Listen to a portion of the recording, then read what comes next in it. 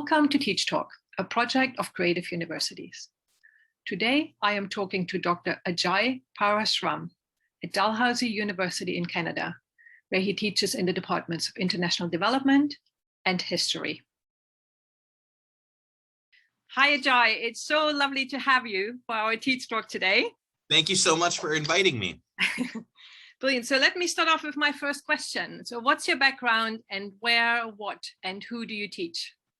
So I am a multi-generational transnational byproduct of the British Empire. That's kind of always where I start. If I try and think about who I am, and that captures me, because my ancestors came from some different parts of India.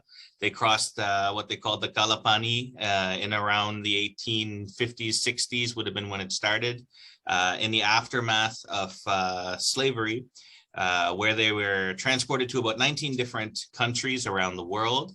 My people ended up in Trinidad and as sort of involuntary scab laborers on the sugar plantations, which is kind of a not too kind way of describing it. But when you think about the economics of recently enslaved Africans withholding their labor to get better working conditions in the former slaving situation, it's hard not to see how we were kind of thrusted into this acrimonious place, acrimonious kind of labor situation. So I've been really interested as a Indo-Trinidadian in particular, living in the diaspora. I live on Turtle Island, on the eastern side of Turtle Island, what we call in the colonial language Canada.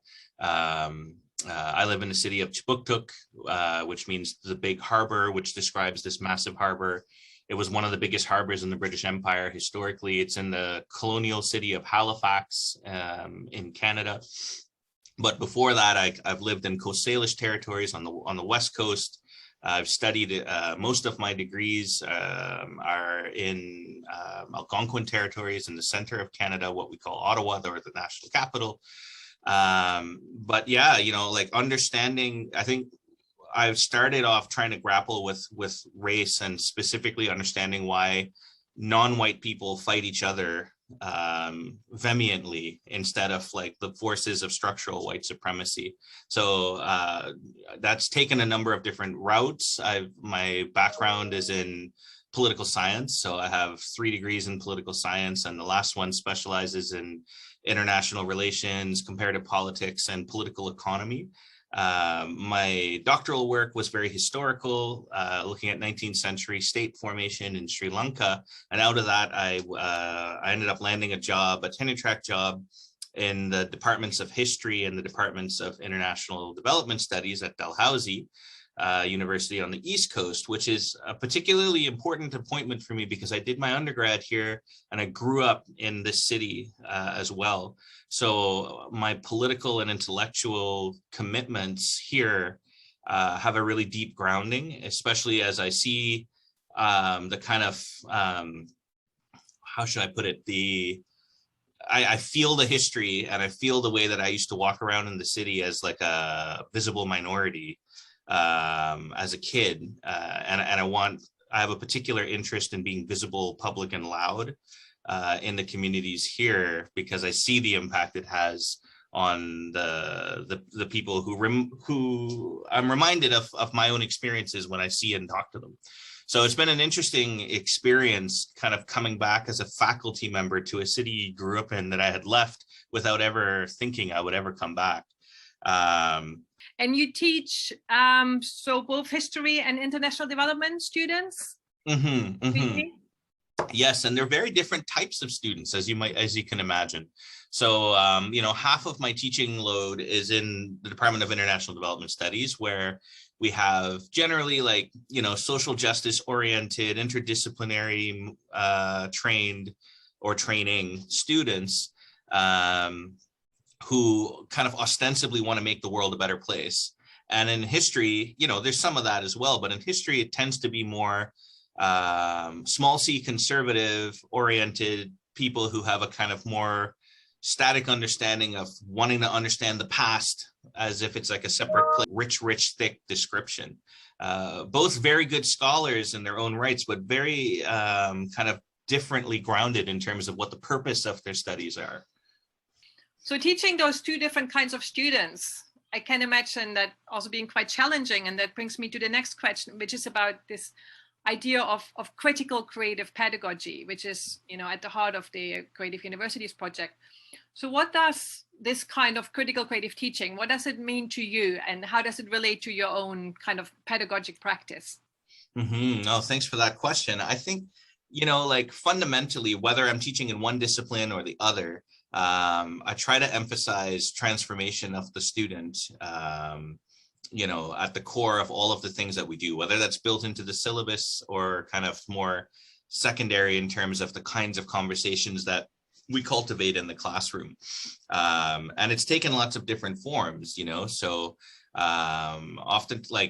oftentimes I'll have students do kinds of assignments that they're less experienced with. In the beginning, and you know, I only started teaching here in 2016, so not super long ago, but not that close either. Back then, it wasn't as common for students in history in particular to be thinking about the public outcome, public significance of their work.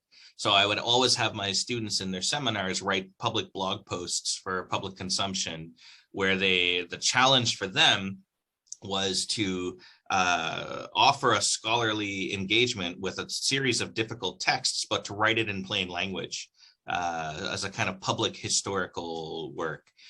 In development studies, it's taken lots of different types of forms. For example, you know, street level projects in courses on activism that forces students to work together and to, you know, whether they're organizing a rally, a public demonstration, whether they're going out to a site of Indigenous land defense and offering labor and resources, lots of different things like that.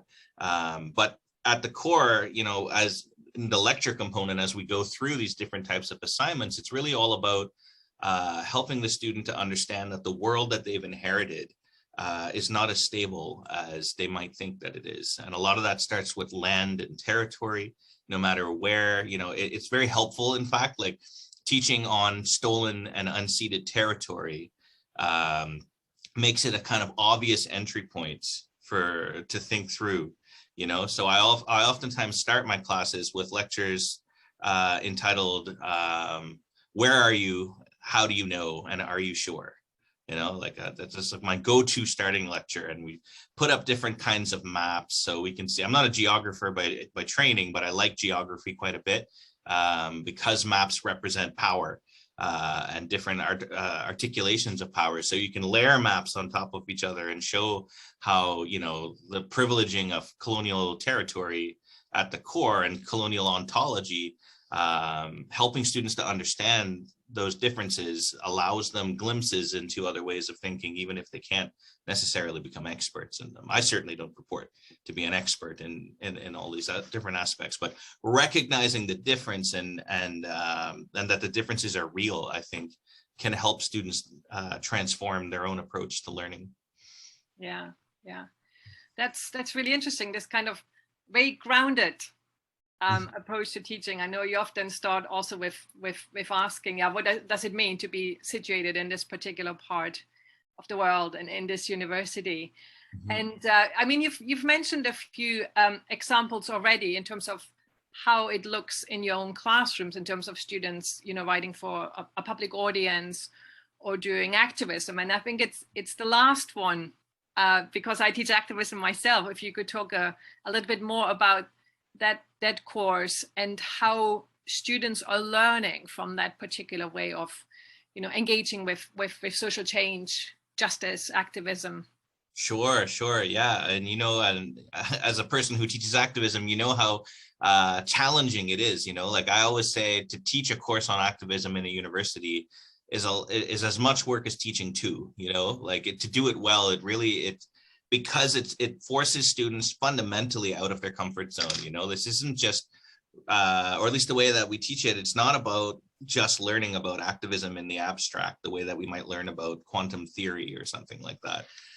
So much of social movement training, and I guess I should have said this at the beginning too, aside from academia, I come to a lot of the work that I do through experience in social movements and working within social movements. So I've learned a lot through social movements that I try to integrate into the classroom. One example of that is autonomous reading groups are really important, especially in my activism class. I actually, to be honest, I don't use it in other classes, more traditional academic classes, but in the intellectual work of activism and social movements and archiving that work is very important to me and many of my colleagues who are more squarely in the activist camp. So I have students come together, they come up with a criteria to evaluate one another just to keep themselves on track, but it's otherwise autonomous for me. I just float around the room and I might participate if I feel like it. The objective is to model this idea that we're an egalitarian group of learners as much as possible. At the end of the day, I do have to give them a grade, which is something we always grapple with in the university. But you set up the class in such a way that when the student demonstrates that they've committed to doing the work, that they can show that they've done the work, pretty much everybody can be guaranteed a grade that reflects what they put into it. And I've never had too many students kind of complain about it. So that's kind of one aspect that we do in the classroom. Conflict resolution, so addressing things democratically in the classroom. So this is oftentimes frustrating for students because a lot of them like to treat this course syllabus as a sort of the 10 commandments of the class. But what I do, especially in activism, but also in other classrooms, is we have pretty frank conversations about how the class is going every couple of weeks. And I'm open to changing my syllabus and changing it based on a popular consensus, or at least I don't change it unless there's consensus in the classroom, because otherwise it seems unfair. So everybody has the ability to block it, but so you can see how it's fundamentally an exercise in democratic process, because we have to negotiate. So we'll oftentimes use different strategies. Stop, start, continue is a great activity. I don't know if you're familiar with that little trick, but I'd give out a piece of paper to everybody in the class and ask them, write something that we do that inhibits your learning, that you don't like. So that's the stop. Write something that you think we should be doing that would benefit you and others. That's a start. And then continue. What's one thing that you just don't want us to stop, no matter what, that is really working for you in class? So they all write it down anonymously. They drop it in my hat. I always wear a hat. They drop it in my hat on their way out. And then I compile it all and I put it up into 3 panels, and I just put it up on the screen the next week. And what's useful about the exercise is that it shows the students that the things that they're passionate about are oftentimes at odds with what other people in the classroom are. So somebody might say, I really hate the way that we go through these readings in such a meticulous way. But then 4 or 5 other people say, it really helps me understand the readings when we do that. So it allows the students to have more access to the other learners in the classroom and to build a sense of empathy and camaraderie amongst themselves that they're very much kind of conditioned not to have, right? Like the whole idea of grading basically instills this neoliberal ethic of success. And if we can like chisel that away and say, we are a community of learners and we have to care for how one another learn and what works for others, it encourages a level of empathy in the classroom, and they understand, and many people are willing to compromise. So we have a better quality conversation, which is why I think we can often arrive at consensus in those scenarios. Certainly in the upper level classes, right? It's a bit more challenging in a huge lecture to do a project like that. Yeah, and it's also kind of, from my experience, giving students that ownership and also kind of inviting them to create knowledge and to really participate in the design or shaping where the curriculum goes. It's something that goes a really long way towards generating learning. Now, the other thing in the classes also, they'll go outside the classroom, right, and engage with activist organizations. Yes, no, absolutely. That's like a fundamental part of the activism class.